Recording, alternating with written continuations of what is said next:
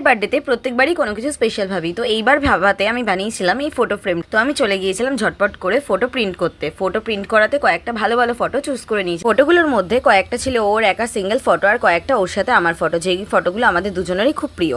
তো তারপরে আমি ফটোগুলো কাট আউট করতে বসি, যেগুলো আমি খুবই সুন্দর করে কেটে নিই। আর আমাকে না একটু ফটোগুলো ছোটো করেই কাটতে হয়েছিল, কারণ ফটোগুলো দিয়ে দিয়েছিল অনেকটা বড় বড়, যেটা আমার ফ্রেমে দিলে হয়তো ফ্রেমটা অনেকটা ভরে যেত। তারপরে আমি ফটোগুলো কাট আউট করে নিই। কাট আউট করার পরে আমি বানিয়েছিলাম ফ্রেমটা, যেটা আমি বানিয়েছিলাম কার্ডবোর্ড দিয়ে আর ব্ল্যাক কালারের আমি এটাকে কভার করেছিলাম।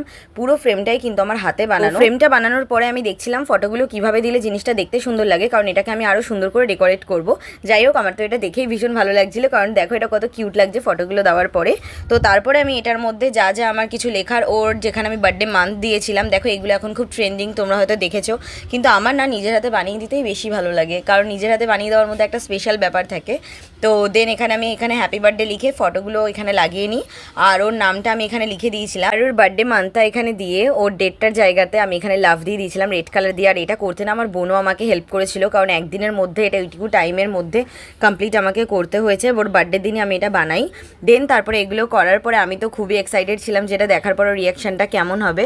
বাট ও এটা দেখে খুবই খুশি হয়েছিল, কিন্তু আমি ওকে এটা দিতে যাওয়ার পরে যেইভাবে সেলিব্রেট করি তারপরে আর আমি রেকর্ড করতে পারিনি।